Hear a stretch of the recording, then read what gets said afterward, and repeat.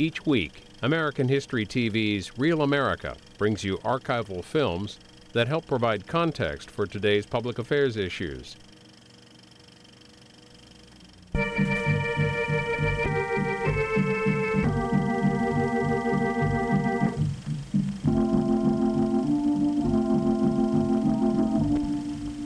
Our first impression of Damascus is one of surprise as we notice the modern appearance of the Syria Square in the center of the city. But our opinion soon changes as we step a few paces away.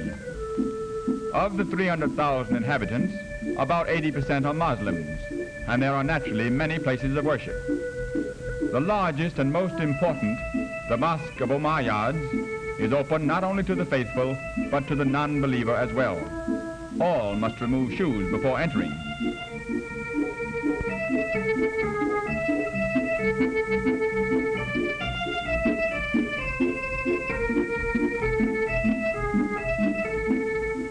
Damascus is a hot and dry city.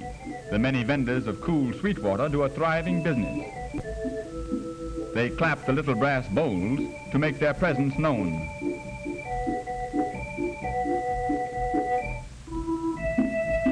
At this open-air grill, tasty tidbits of goat are served. Perhaps not sanitary, but no doubt to the Damascans very delicious. Cheap soap, but from the appearance of the people there's little demand for it. Syrian oranges are delicious and inexpensive too. They are sold by weight, and a dozen large ones cost only a few pennies.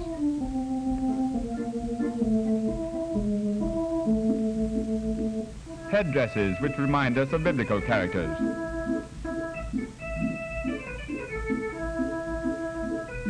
A new rug from Persia.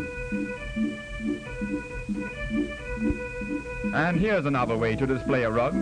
An auctioneer, carrying it over his shoulders, solicits bids as he walks about. Damascus is at the end of the caravan routes from Persia and Mesopotamia. During the day, many camel trains from the east enter the city and trail through the winding streets. The narrow bazaar streets are covered by high arched metal roofs. The name of this one is familiar to all of us, the biblical street called Straight. We stop at a small outdoor bakery, for the strange manner in which bread is baked interests us. The ball of dough is twirled. When it is large enough, it's placed over a pillar and thrust into the oven. A gentle pat causes it to cling to the hot walls, and the pillar is removed. The handful of straw is for the fire. Let's watch it again. No, the baker's not wearing gloves.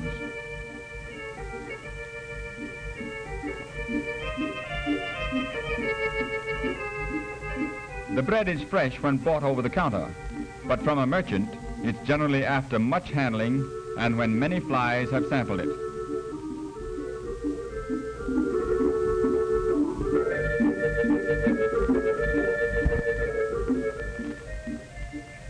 Damascus has long been famous for its many oriental coffee houses, where men gather in the evening and smoke the nargileh, a Turkish water pipe.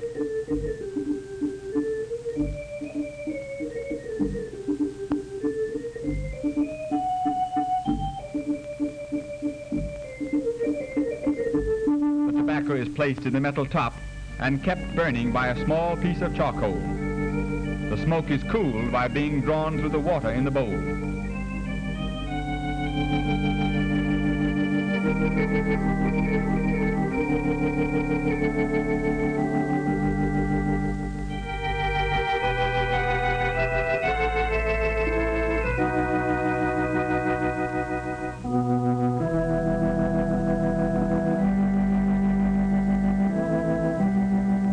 We look upon the walls of old Jerusalem, walls which have been destroyed and rebuilt many times. There is a modern Jerusalem with many fine buildings and splendid streets and boulevards. But on this visit, our interests lie within the old city, and here we shall devote all our time. At the Jaffa Gate, an officer directs a strange assortment of traffic. No vehicles are permitted within the walled city, so all trucking must be done on the backs of animals or men.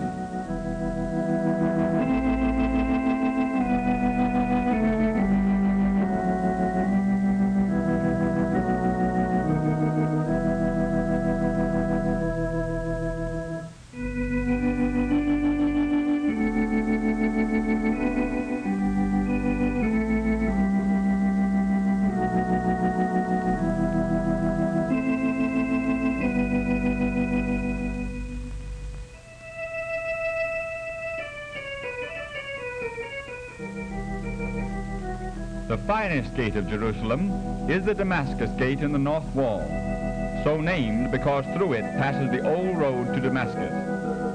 Beneath the gate, a man of the desert reads fortunes in the sand.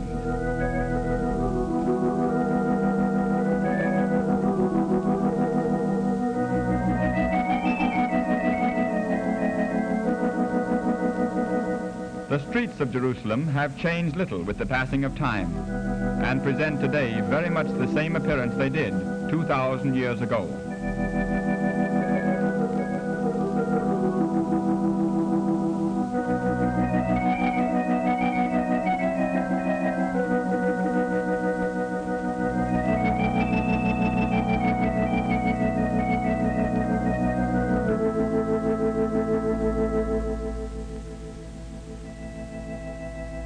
The narrow David Street is the chief business thoroughfare of the old town. It leads from the Jaffa Gate down one of the hills upon which the city is built and ends at the west gate of the Haram Sharif.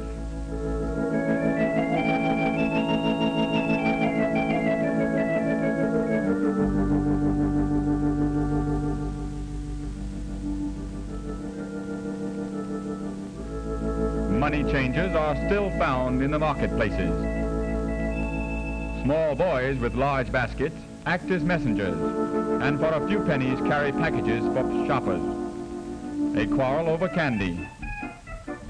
It's going to end with smiles when they notice someone from whom they can beg bakshish, a gift.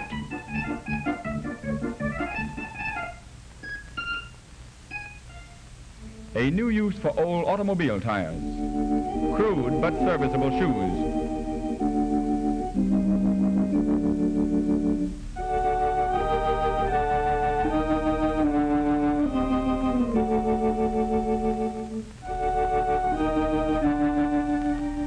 Many of the streets of Jerusalem are vaulted, dark and dirty. The sole light comes from small openings in the top, and only in the middle of the day does any sun penetrate, casting as it does a strange light on the passers-by.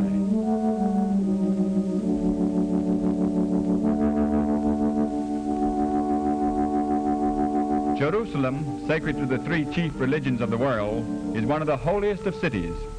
To the Christian, the Mount of Olives, where is the Garden of Gethsemane, the Via Dolorosa, route of suffering over which Christ is said to have borne the cross from Pilate's house to Golgotha, and the Church of the Holy Sepulchre are shrines. To visit the tomb of Christ, we enter first the courtyard of the church that still has the foundation pillars and massive walls built by the Crusaders.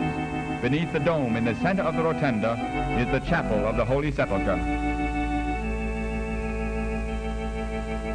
Over the housetops of the city, we see the Haram Sharif, the ancient site of the Hebrew temple, and now a shrine of the Mohammedans. To reach it, we pass first along the street of the Christians, and then down the lower end of David Street. On our way to the noble sanctuary, we recall that on its site, King David erected an altar. King Solomon built his palace and temple. King Herod built a third temple, and Justinian a basilica to the Virgin Mary. Today the site belongs to the Muslims, where stands the famous Dome of the Rock, also called the Mosque of Omar, that covers the stone from which Muhammad is said to have been carried into heaven by his miraculous steed, Buraq. From here we pass along a narrow street to another place of sanctity. The Jews, who never enter the Haram proper for fear of desecrating the Holy of Holies, come here to its walls, which are said to be part of the foundation of Solomon's temple. Since the Middle Ages, they have come from all over the world to this, the wailing place, and have stood before these stones to pray and to lament the downfall of Jerusalem, the venerable capital of the Israelite Empire.